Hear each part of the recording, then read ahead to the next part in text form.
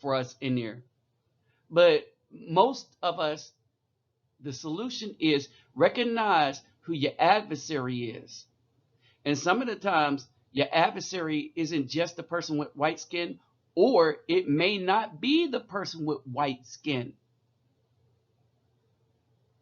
All right? So pay close attention.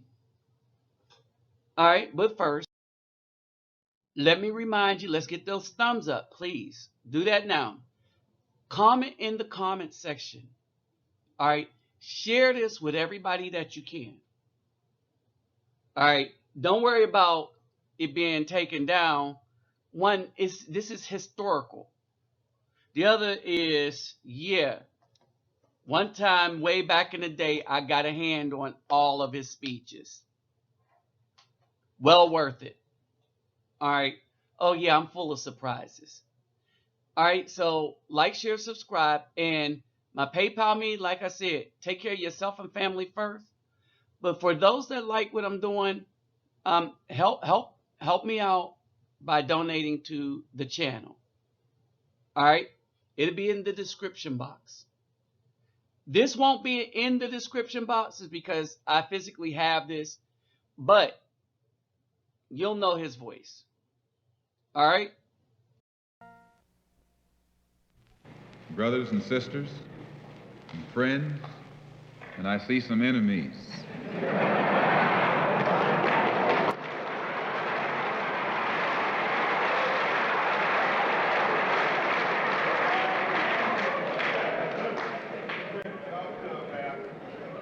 In fact, I think we'd be fooling ourselves if we had an audience this large and didn't realize that there were some enemies present.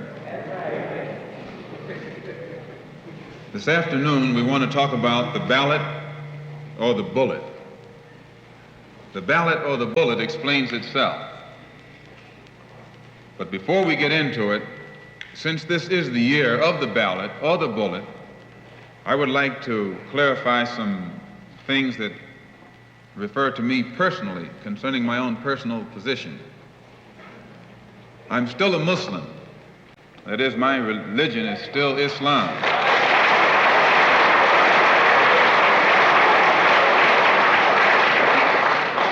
My religion is still Islam. I still credit Mr. Muhammad for what I know and what I am. He's the one who opened my eyes.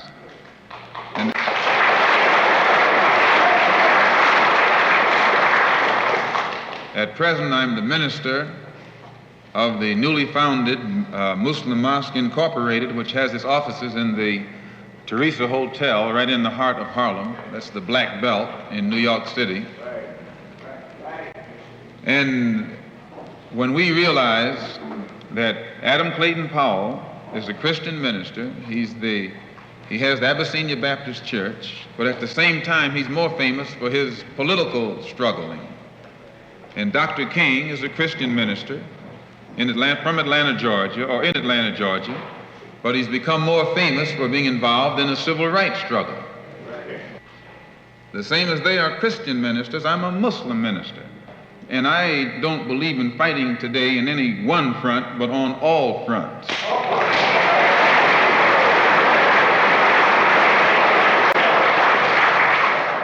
In fact, I'm a black nationalist freedom fighter.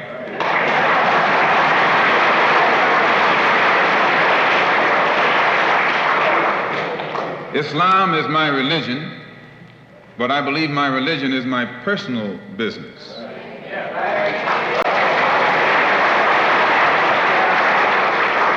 It governs my personal life, my personal morals, and my religious philosophy is personal between me and the God in whom I believe, just as the religious philosophy of these others is between them and the God in whom they believe. And this is best this way. Were we to come out here discussing religion, we'd have too many differences from the outstart, and we could never get together. So today, though Islam is my religious philosophy, my political, economic, and social philosophy is black nationalism. You and I...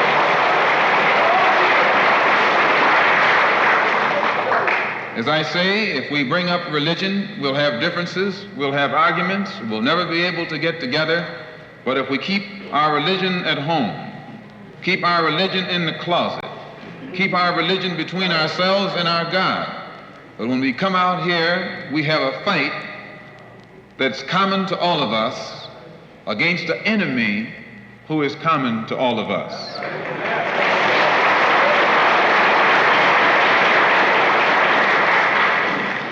The political philosophy of black nationalism only means that the black man should control the politics and the politicians in his own community. The time when white people can come in our community and get us to vote for them so that they can be our political leaders and tell us what to do and what not to do is long gone. Those days are over.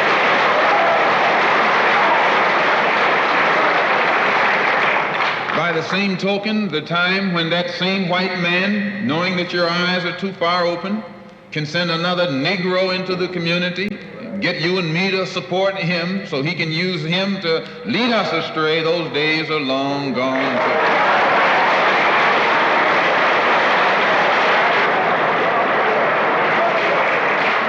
The political philosophy of black nationalism only means that if you and I are going to live in a black community, and that's where we're going to live, because as soon as you move into one of as soon as you move out of the black community into their community, it's mixed for a period of time, but they're gone, and you're right there all by yourself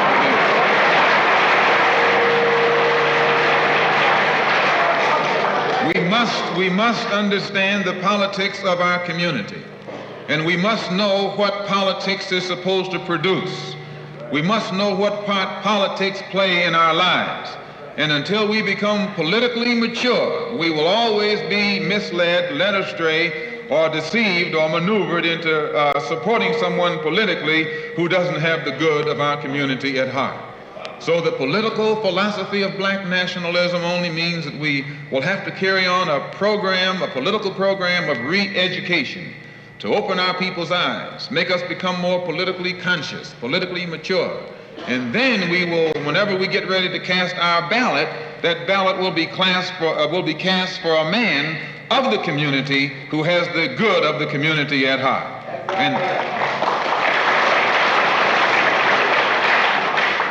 the economic philosophy of black nationalism only means that we should own and operate and control the economy of our community. You would never find, you can't open up a black store in a white community. White man won't even patronize you. And he's not wrong. He got sense enough to look out for himself. And you who don't have sense enough to look out for yourself.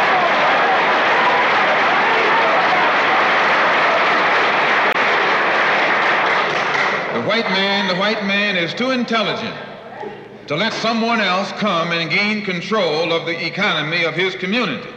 But you will let anybody come in and control the economy of your community, control the housing, control the education, control the jobs, control the businesses under the pretext that you want to integrate. No, you're out of your mind.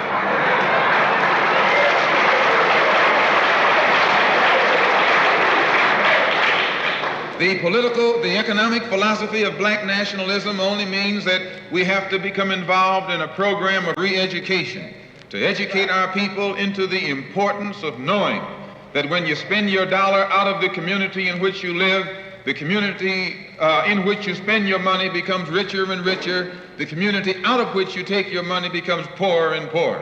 And because these Negroes who have been misled, misguided, are breaking their necks to take their money and spend it with the man. The man is becoming richer and richer, and you're becoming poorer and poorer. And then what happens? The community in which you live becomes a slum. It becomes a ghetto. The conditions become run down. And then you have the audacity to complain about poor housing in a run-down community. Why, you run it down yourself when you take your dollar out.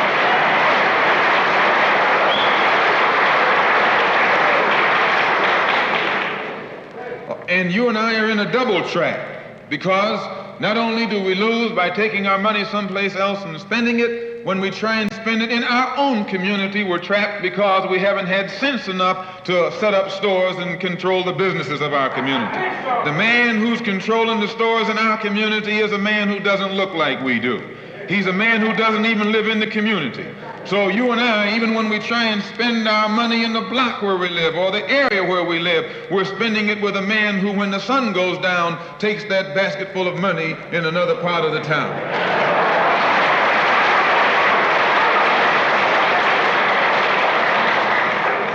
So we're trapped, double trapped, triple trapped. Anywhere we go, we find that we're trapped. And every kind of solution that someone comes up with is just another trap. But the political and economic philosophy of black nationalism, shows our people the importance of setting up these little stores and developing them and expanding them into larger operations. Woolworth didn't start out big like they are today. They started out with a dime store and expanded and expanded and then expanded until today they're all over the country and all over the world, and they're getting some of everybody's money. Now this, what you and I in General Motors, the same way, didn't start out like it is. It started out just a little rat race type operation, and it expanded and expanded until today it's where it is right now. And you and I have to make a start.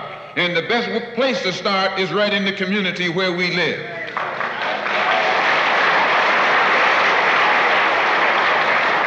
So our people not only have to be re-educated to the importance of supporting black business, but the black man himself has to be made aware of the importance of going into business.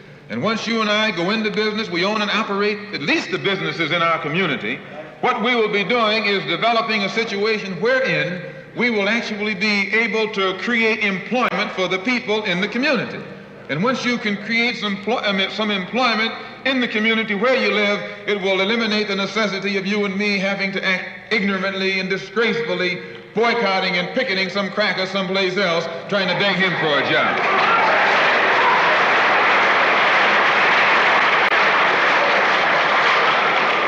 Anytime you have to rely upon your enemy for a job, you're in bad shape.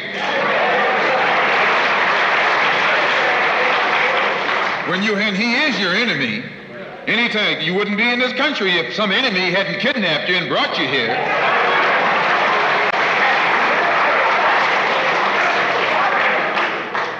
On the other hand, some of you think you came here on the Mayflower.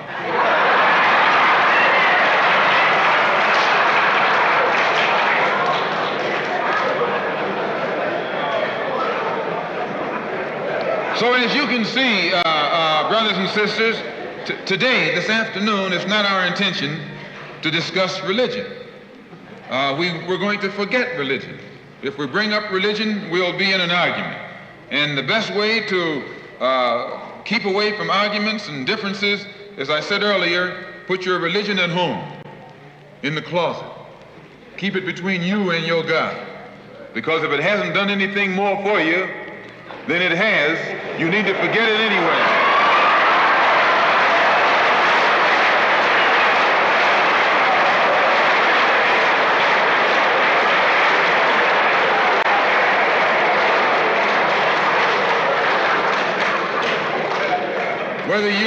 Whether you are a Christian or a Muslim or a nationalist, we all have the same problem.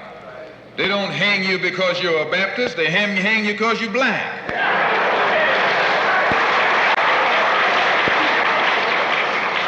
They don't attack me because I'm a Muslim, they attack me because I'm black. They attack all of us for the same reason.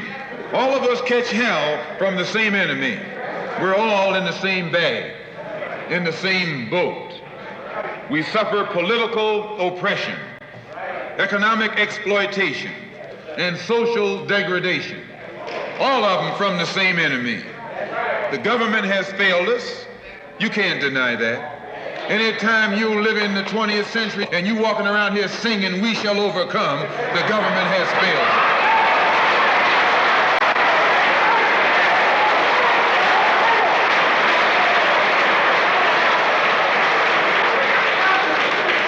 This is part of what's wrong with you. You do too much singing.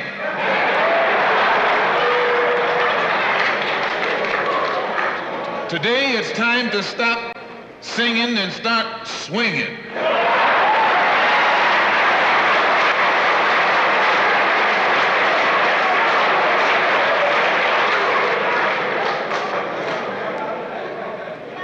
You can't sing up on freedom, but you can swing up on some freedom.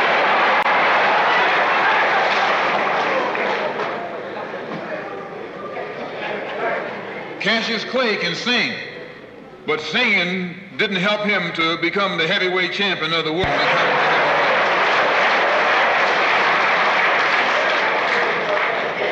So this government has failed us. The government itself has failed us.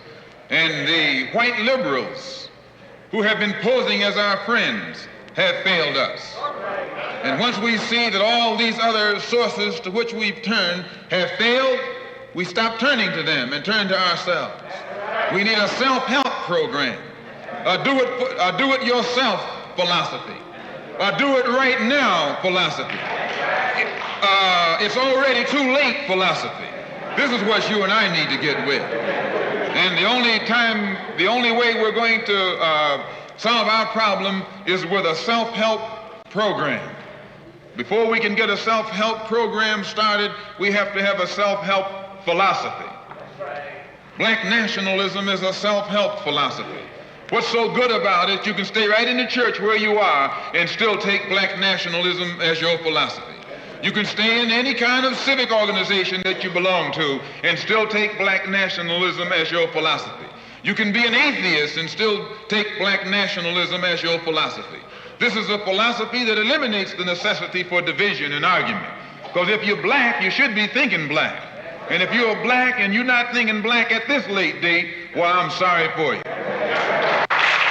Once you change your philosophy, you change your thought pattern. Once you change your thought pattern, you change your attitude. Once you change your attitude, it changes your behavior pattern. And then you go on into some action. As long as you got a sit-down philosophy, you'll have a sit-down thought pattern. And as long as you think that old sit-down thought, you'll be in some kind of sit-down everywhere. It's not so good to refer to what you're going to do as a sit-in. That right there castrates you. Right there it brings you down. What goes with it? Think of the image of someone sitting. An old woman can sit. An old man can sit. A chump can sit. A coward can sit. Anything can sit. Well, you and I have been sitting long enough, and it's time today for us to start doing some standing and some fighting to back that up.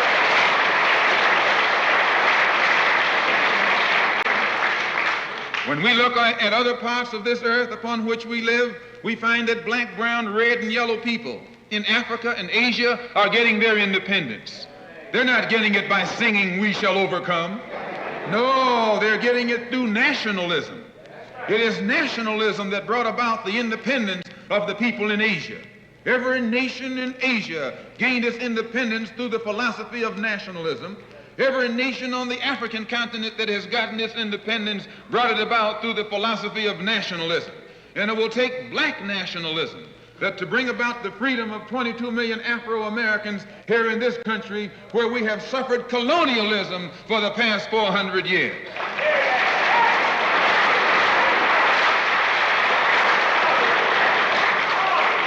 America is just as much a colonial power as England ever was. America is just as much a colonial power as France ever was. In fact, America is more so a colonial power than they, because she's a hypocritical colonial power behind it.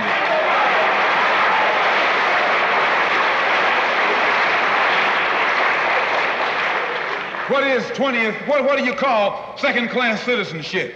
Why, that's colonization. Second-class citizenship is nothing but 20th century slavery. How are you going to tell me you're a second-class citizen? They don't have second-class citizenship in any other government on this earth. They just have slaves and people who are free. Well, this country is a hypocrite. They try and make you think they set you free by calling you a second-class citizen. No, you're nothing but a 20th century slave.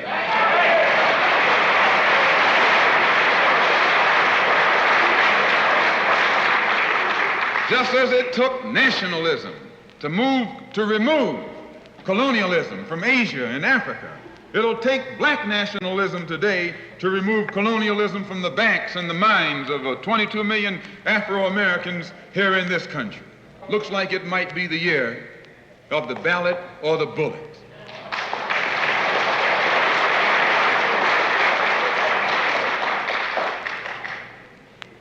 Why does it look like it might be the year of the ballot or the bullet? Because Negroes have listened to the trickery and the lies and the false promises of the white man now for too long, and they're fed up. They've become disenchanted. They've become disillusioned. They've become dissatisfied. And all of this has built up frustrations in the black community that makes the black community throughout America today more explosive than all of the atomic bombs the Russians can ever invent. Whenever you got a racial powder keg sitting in your lap, you're in more trouble than if you had an atomic powder keg sitting in your lap.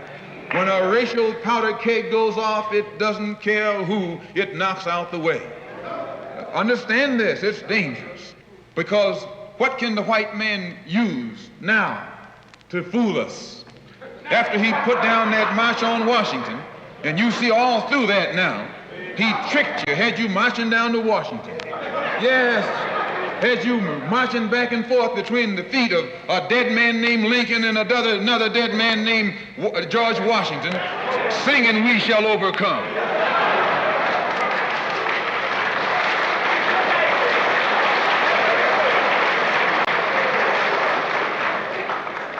He made a chump out of you. He made a fool out of you. He made you think you were going somewhere, and you end up going nowhere but between Lincoln and Washington. So today our people are disillusioned. They've become disenchanted. They've become dissatisfied. And in their frustrations, they want action. You'll see this young black man, this new generation, asking for the ballot or the bullet. That old Uncle Tom action is outdated. The young generation don't want to hear anything about the odds are against us. What do we care about odds?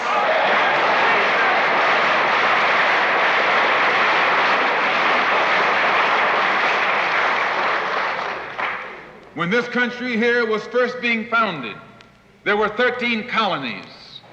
The whites were colonized. They were fed up with this taxation without representation. So some of them stood up and said, liberty or death. Though I went to a white school over here in Mason, Michigan. The white man made the mistake of letting me read his history books. He made the mistake of teaching me that Patrick Henry was a patriot and George Washington wasn't nothing nonviolent about old Pat or George Washington. Liberty or death was what brought about the freedom of whites in this country from the English.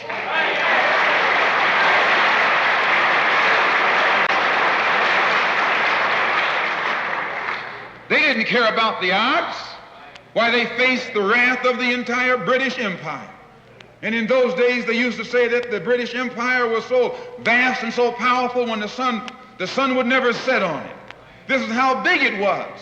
Yet these 13 little scrawny states, tired of taxation without representation, tired of being exploited and oppressed and degraded, told that big British Empire, liberty or death.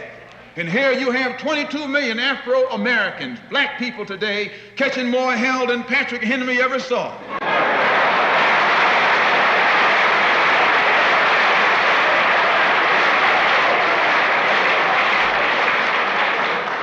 And I'm here to tell you, in case you don't know it, that you got a new generation of black people in this country who don't care anything whatsoever about odds.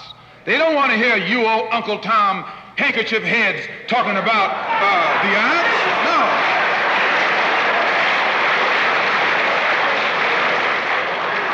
This is a new generation.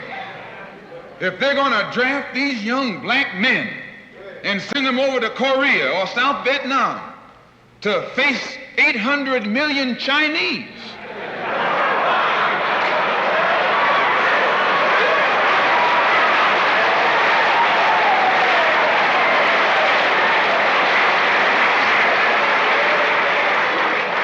if you're not afraid of those odds, you shouldn't be afraid of these odds.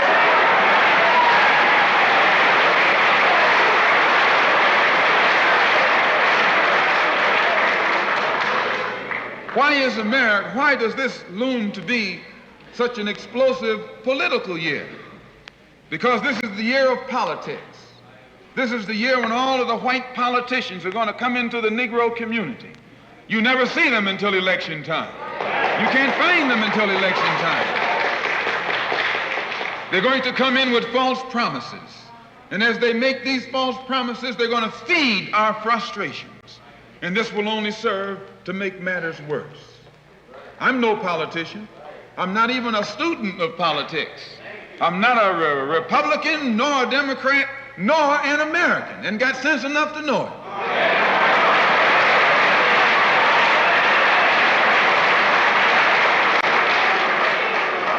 I'm one of the 22 million black victims of the Democrats. One of the 22 million black victims of the Republicans, and one of the 22 million black victims of Americanism.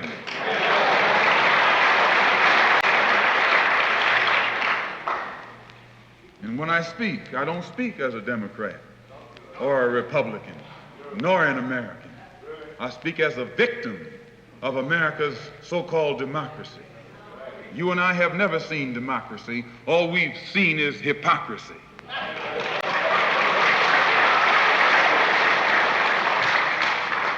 When we open our eyes today and look around America, we see America not through the eyes of someone who has enjoyed the fruits of Americanism. We see America through the eyes of someone who has been the victim of Americanism. We don't see any American dream. We've experienced only the American nightmare. We haven't benefited from America's democracy. We've only suffered from America's hypocrisy. And the generation that's coming up now can see it and are not afraid to say it. If you go to jail, so what? If you're black, you were born in jail.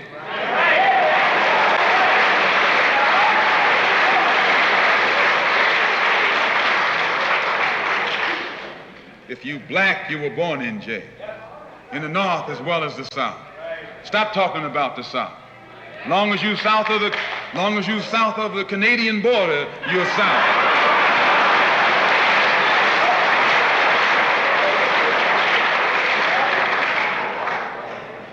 Don't call Governor Wallace a Dixie governor.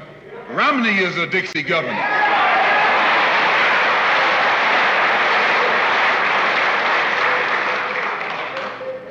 22 million black victims of Americanism are waking up, and they're gaining a new political consciousness, becoming politically mature.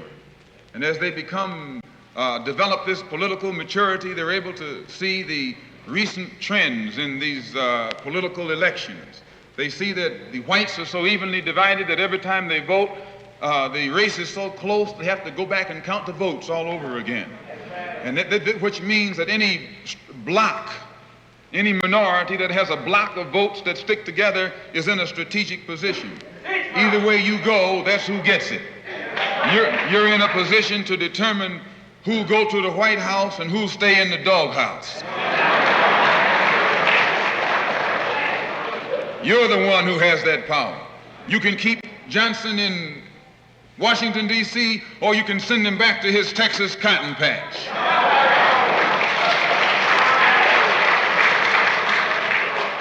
You're the one who sent Kennedy to Washington. You're the one who put the present Democratic administration in Washington, D.C. The whites were evenly divided.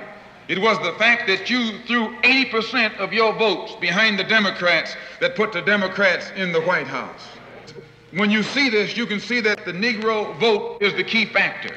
And despite the fact that you are in a position to be the determining factor, what do you get out of it? The Democrats have been in Washington, D.C. only because of the Negro vote. They've been down there 4 years. And all other legislation they wanted to bring up, they've brought it up and gotten it out of the way, and now they bring up you. And now they bring up you. You put them first and they put you last. Because you're a chump.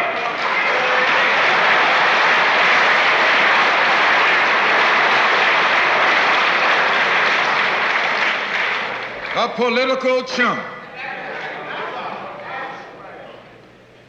In Washington, D.C., in the House of Representatives, there are 257 who are Democrats. Only 177 are Republican. In the Senate, there are 67 Democrats. Only 33 are Republicans. The party that you backed controls 2/3 of the House of Representatives and the Senate, and still they can't keep their promise to you because you're a chump.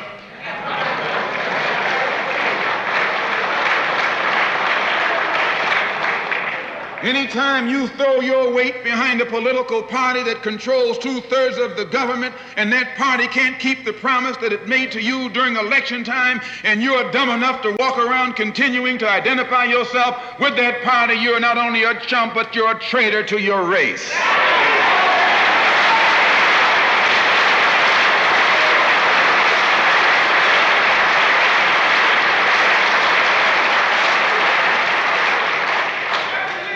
And what kind of alibi do they come up with? They try and pass the buck to the Dixiecrats. Now, back during the days when you were blind, deaf, and dumb, ignorant, politically immature, naturally you went along with that. But today, as your eyes come open and you develop political maturity, you're able to see and think for yourself. And you can see that a Dixiecrat is nothing but a Democrat in disguise. You look at the structure of the government that controls this country. It's controlled by 16 senatorial committees and 20 congressional committees. Of the 16 senatorial committees that run the government, 10 of them are in the hands of Southern segregationists. Of the 20 congressional committees that run the government, 12 of them are in the hands of Southern segregationists. And they're going to tell you and me that the South lost the war.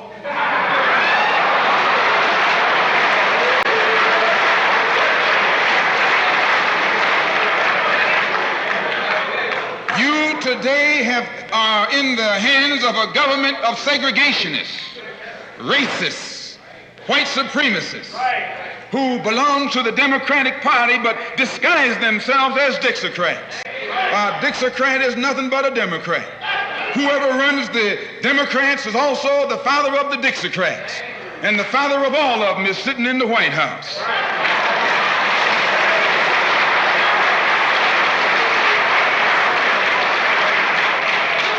I say, and I say it again, you got a president who's nothing but a Southern segregationist.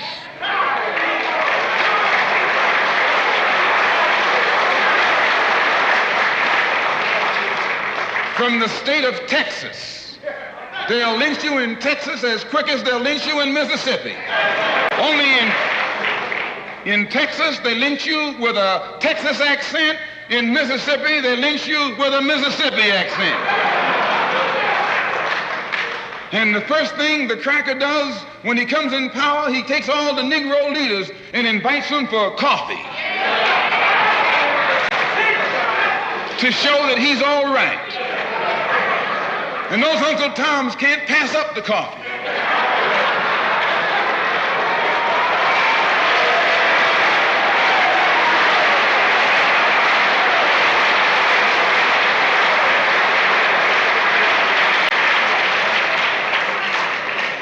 They come away from the coffee table telling you and me that this man is all right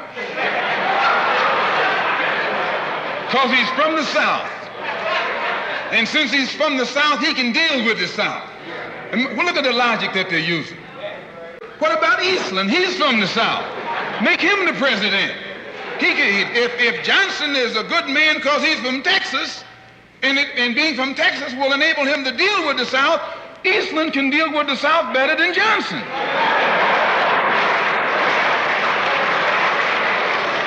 No, I say you've been misled.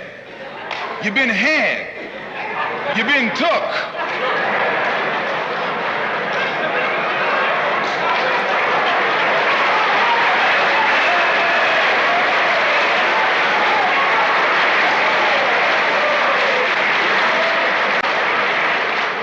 I was in Washington a couple of weeks ago while the senators were filibustering. And I noticed in the back of the Senate a huge map. And on this map, it showed the distribution of Negroes in America. And surprisingly, the same senators that were involved in the filibuster were from the states where there were the most Negroes. Why were they filibustering the civil rights legislation? Because the civil rights legislation is supposed to guarantee voting rights to Negroes in those states. And those senators from those states know that if the Negroes in those states can vote, those senators are down the drain.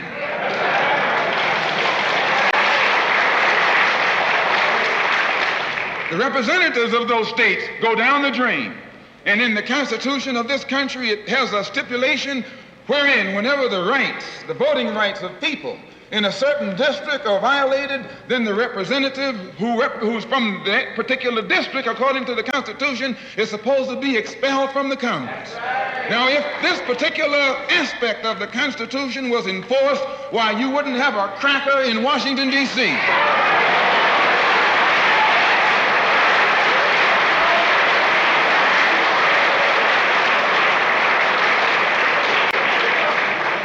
But what would happen? When you expel the Dixiecrat, you're expelling the Democrat. When you destroy the power of the Dixiecrat, you're destroying the power of the Democratic Party. So how in the world can the Democratic Party in the South actually side with you in sincerity when all of its power is based in the South? These Northern Democrats are in cahoots with the Southern Democrats.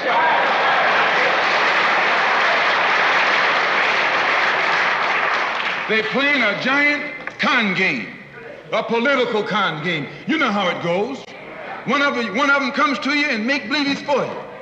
And he's in cahoots with the other one that's not for you. Why? Because neither one of them is for you. But they got to make you go with one of them or the other. So this is a con game. And this is what they've been doing with you and me all these years. First thing Johnson got off the plane, when he became president, he asked, "Where's Dickie?" You know who Dickie is? Dickie is old Southern cracker Richard Russell. Look here. Yes. Lyndon B. Johnson's best friend is the one who is ahead, who's heading the forces that are filibustering civil rights legislation.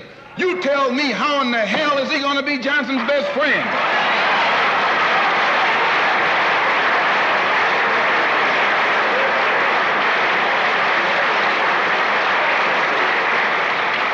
How can Johnson be his friend and your friend too? No, that man is too tricky, especially if his friend is still old Dickie.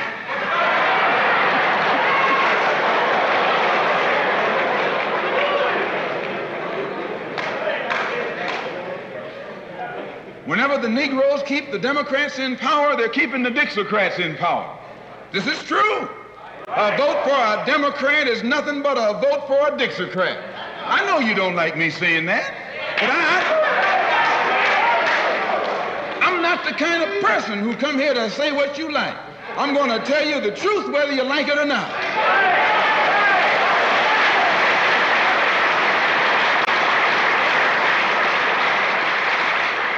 Up here in the North, you have the same thing. The Democratic Party don't do it. They don't do it that way. They got a thing that they call gerrymandering. They maneuver you out of power. Even though you can vote, they fix it so you're voting for nobody. They got you going and coming. In the South, they're outright political wolves. In the North, they're political foxes. A fox and a wolf are both canine. Both belong to the dog family.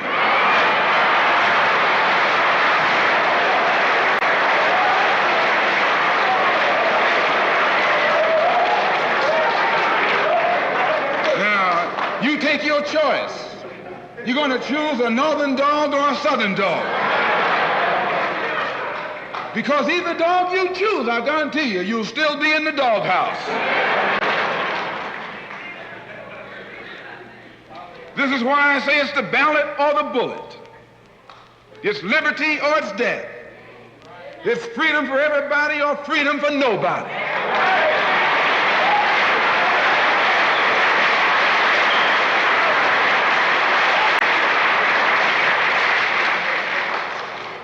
America today finds herself in a unique situation. Historically, revolutions are bloody. Oh, yes, they are. They have never had a bloodless revolution or a nonviolent revolution. That don't happen even in Hollywood.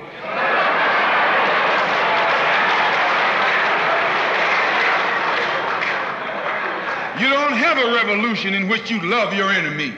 And you don't have a revolution in which you are begging the system of exploitation to integrate you into it. Revolutions overturn systems. Revolutions destroy systems. A revolution is bloody.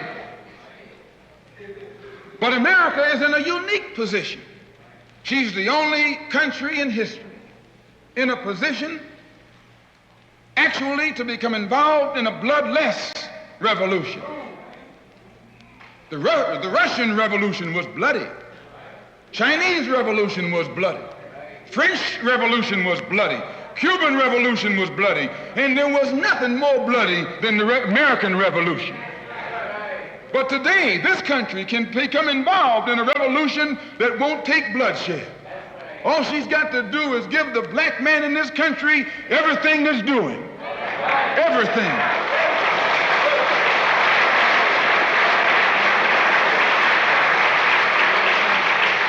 I hope that the white man can see this, because if you don't see it, you're finished. If you don't see it, you're going to become involved in some action in which you don't have a chance. We don't care anything about your atomic bomb. It's useless, because other countries have atomic bombs. When 2 or 3 different countries have atomic bombs, nobody can use it. So it means that the white man today is without a weapon. If you want some action, you got to come on down to earth. And there's more black people on earth than there are white people on earth.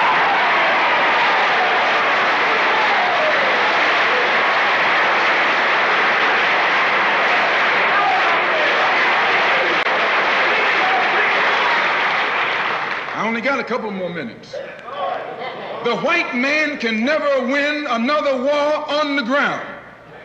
His days of war victory, his days of ground victory are over. Can I prove it? Yes. Take all the action that's going on this earth right now that he's involved in. Tell me where he's winning. Nowhere.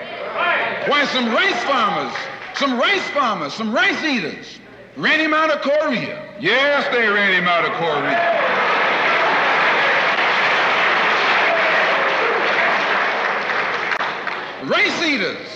with nothing but gym shoes and a rifle and a bowl of rice.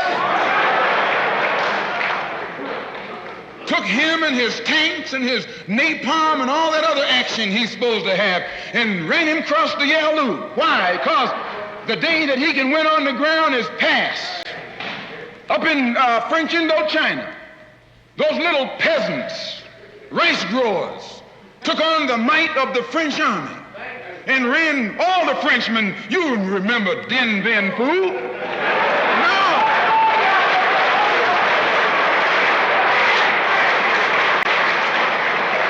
The same thing happened in Algeria, in Africa. They didn't have anything but a rifle.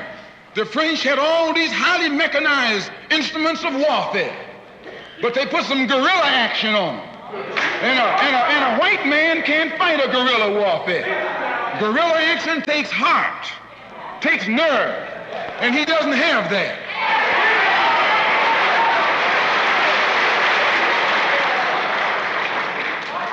He's brave when he's got tanks.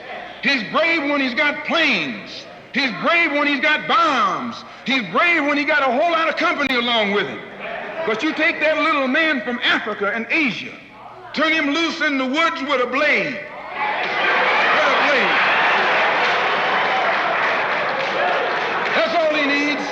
All he needs is a blade. And when the sun comes down, goes down, and it's dark, it's even Steven.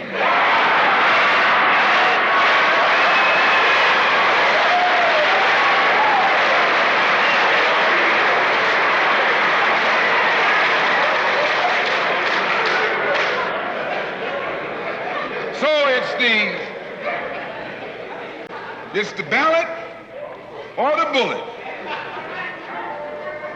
Today our people can see that we're faced with a government conspiracy. This government has failed us.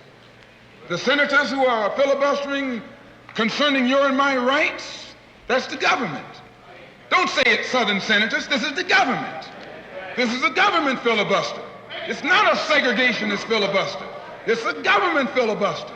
Any kind of activity that takes place on the floor of the Congress or the Senate, that's the government. Any kind of dilly-dallying, that's the government. Any kind of pussyfooting, that's the government. Any kind of act that's designed to delay or deprive you and me right now of getting full rights, that's the government that's responsible.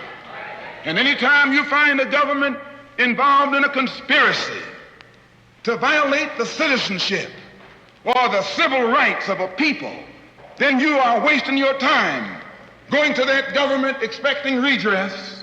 Instead, you have to take that government to the World Court and accuse it of genocide and all of the other crimes that it is guilty of today.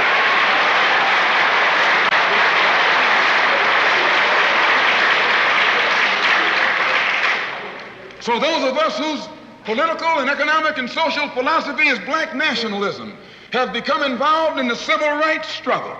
We have injected ourselves into the civil rights struggle, and we intend to expand it from the level of civil rights to the level of human rights.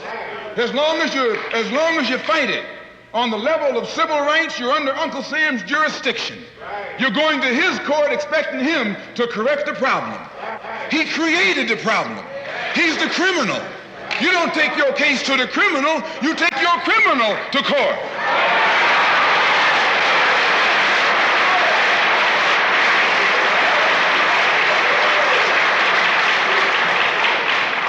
When the government of South Africa began to trample upon the human rights of the people of South Africa, they were taken to the UN.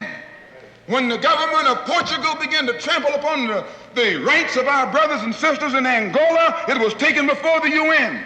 Why, even the white man took the Hungarian question to the UN, and just this week, Chief Justice Goldberg was crying over 3 million Jews in Russia about their human rights, charging Russia with violating the UN Charter because of its mistreatment of the human rights of Jews in Russia. Now you tell me, how can the plight of everybody on this earth reach the halls of the United Nations and you have 22 million Afro-Americans whose churches are being bombed? whose little girls are being murdered, whose leaders are being shot down in broad daylight. Now you tell me why the leaders of this struggle have never taken it before the United Nations.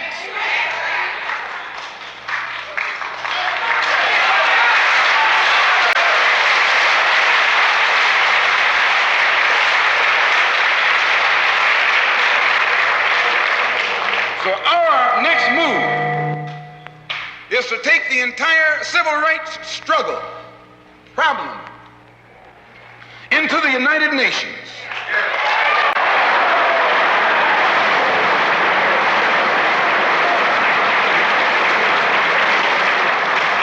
And let the world see that Uncle Sam is guilty of violating the human rights of 22 million Afro-Americans and still has the audacity or the nerve to stand up and represent himself as the leader of the free world.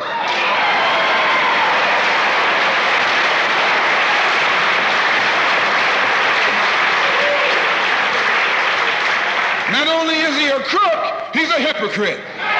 Here he is standing up in front of other people, Uncle Sam, with the blood of your and my mothers and fathers on his hands, with the blood dripping down his jaws like a bloody-jawed wolf, and still got the nerve to point his finger at other countries. You can't even get civil rights legislation. And this man has got the nerve to stand up and talk about South Africa, or talk about Nazi Germany, or talk about Portugal. No, no more days like those.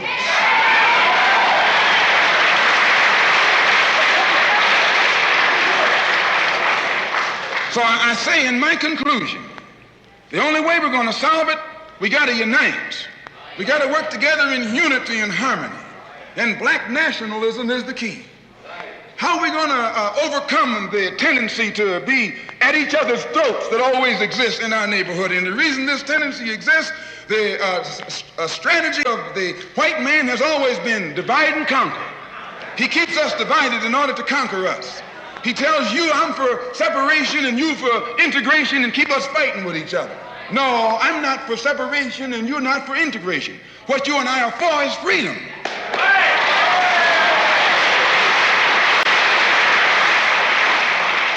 Only you think that integration will get you freedom. I think separation will get me freedom. We both got the same objective. We just got different ways of getting at it. So I studied this man, Billy Graham, who preaches white nationalism. That's what he preaches.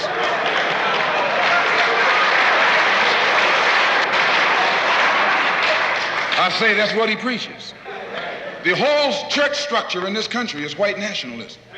You go inside a white church, that's what they're preaching, white nationalism.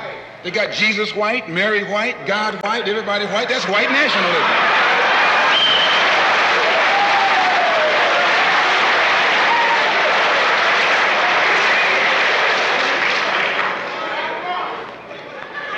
So what he does, the way he circumvents the jealousy and envy that he ordinarily would incur among the heads of the church. Whenever you go into an area where the church already is, you're going to run into trouble because they got that thing, what you call it, syndicated. They got a syndicate just like the racketeers have. I'm going to say what's on my mind because the preachers already proved to you that they got a syndicate.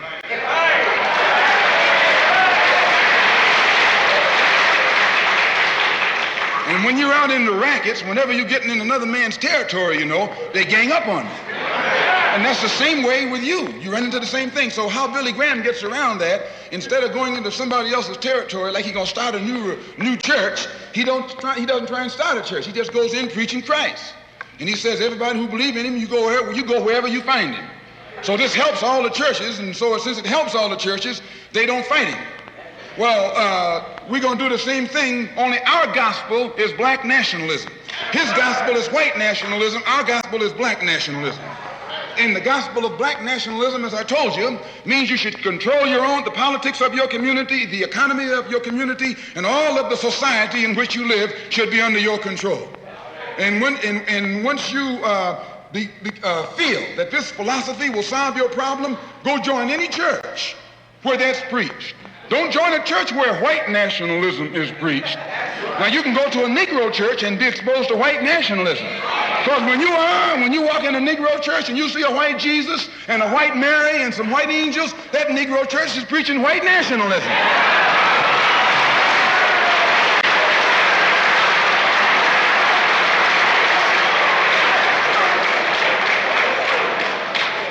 When you go to a church and you see the pastor of that church with a philosophy and a program that's designed to bring black people together and elevate black people, join that church. Join that church. If you see where the NAACP is preaching and practicing that which is designed to make black nationalism materialize, join NAACP. Join any kind of organization, civic, religious, fraternal, political, or otherwise, that's based on lifting the black man up and making him master of his own community.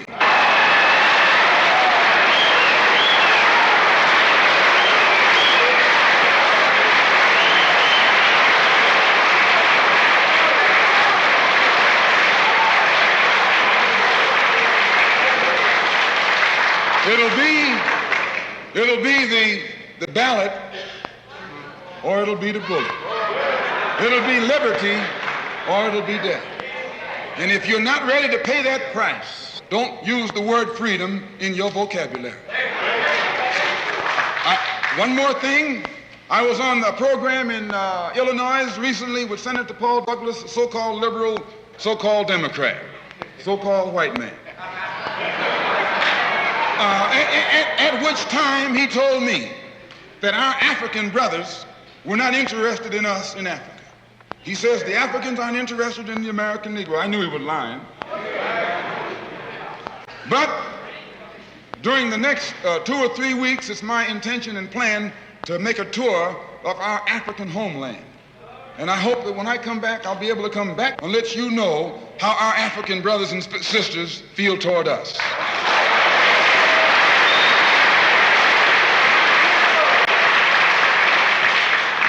And I know before I go there that they love us. We're one. We're the same. The same man who has colonized them all these years colonized you and me too. All these years. And all we have to do now is wake up and work in unity and harmony, and the battle will be over. I want to thank the Freedom Now Party and the Goal. I want to thank Milton and Richard Henry for inviting me here this afternoon, and also Reverend Clegg. And I want them to know that anything that I can ever do at any time to work with anybody in any kind of program that is sincerely designed to eliminate the political, the economic, and the social evils that confront all of our people in Detroit and elsewhere, all they got to do is give me a telephone call and I'll be on the next jet right on into the city. Thank you.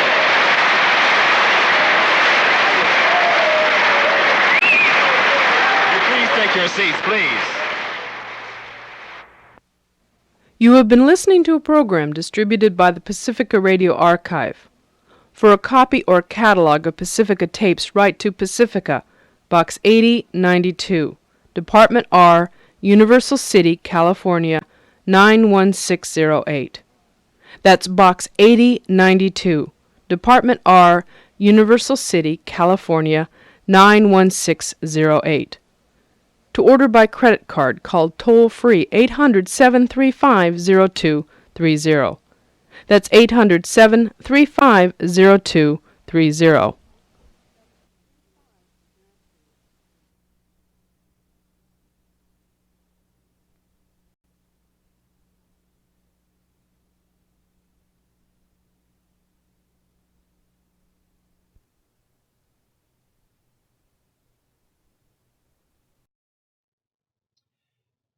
The Caucasians, to get this country, they chose the bullet. The ballot presents an opportunity, but we can't be dumb as we have been, putting all of our eggs in the cart of a party who wanted us destroyed. And out of the words of this man, he said, you are a fool to vote Democrat because of the history. And anybody that tries to throw away the history of what the Democrats has done, they are the adversaries that he speak of in the speeches. And yes, they will have skin that look like ours. All right? So we got to be intelligent about the ballot. Very intelligent. I can't see the bullet as the solution, because we ain't the only ones having problems with what's going on in the ballot. And right now, the people that's robbing us of the ability to think, speak, and all the rest of that stuff are large corporations like Google and YouTube. All right? So, don't see that really as an option. But then I don't see puppets as an option either, especially when they have nothing to do with you. Y'all better watch yourself. Remember, from out of the frying pan into the burning house. With that said, I'm out.